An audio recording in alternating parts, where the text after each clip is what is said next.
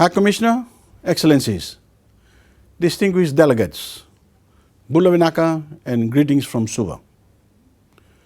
The global refugee problem is growing in scale and complexity and due in part to the worsening impacts of climate change, threatens to become an indefinite condition. We see this in what seems like an endless stream of people crossing the Mediterranean Sea, displaced by war or natural disasters, fleeing repression and violence, or simply seeking better opportunities. This kind of desperate migration is repeated around the world, and it shows no sign of abating. Maintaining community health in refugee camp has always been a challenge, but the COVID-19 pandemic has threatened millions of refugees and migrants worldwide and hampered host countries' attempts to control the spread of the disease within their borders.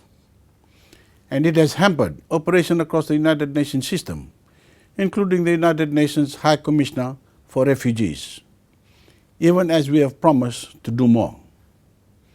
The pandemic has also increased the financial burden of building national resilience for small island developing states in the Pacific. We are already dealing with the need to strengthen infrastructure and relocate entire communities to higher ground to escape the rising seas, but now face gutted revenues due to the economic impact of COVID-19 on key industries like tourism.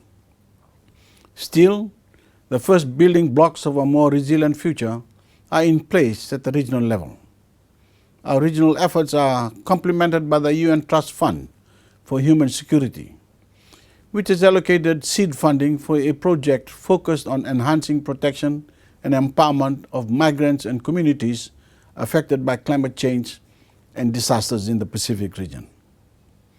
This project will enable governments in the Pacific region to examine the multifaceted challenges associated with climate change, disaster-related migration, displacement and planned relocation in the region, and help us work together as a region to address some of these challenges. Fiji has developed comprehensive national relocation and national displacement guidelines to ensure that there is consistency, coherence, and justice as we serve people who are displaced by natural disasters or need to be relocated due to sea level rise.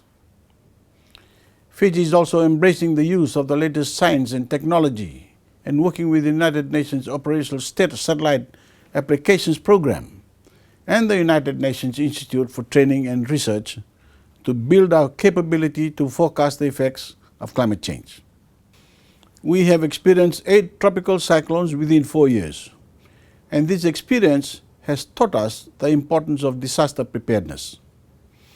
Government is investing in building back better with resilient infrastructure and ensuring that we have coping mechanisms across all levels of society to help us recover from natural disasters and adapt to climate change.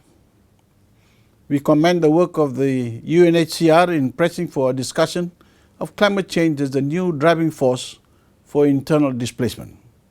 Climate change factors have contributed to the growing number of internal displacement cases and now surpass those resulting from conflict and violence. Fiji will continue to support the work of the Platform on Disaster Displacement to ensure that we work with UNHCR in addressing disaster displacement issues in the Pacific region. While countries like Fiji are working to adapt to the climate change, it is equally important that the UNHCR continue to ensure that the nexus of climate change and human mobility are at the heart of multilateral discussions. We must adopt a global approach to displacement challenges, even while we work regionally. We are in for a long struggle with climate-related displacement, and we must take tangible steps now to create momentum for a great international effort to address the future of refugees across the world. Thank you, and vinaka.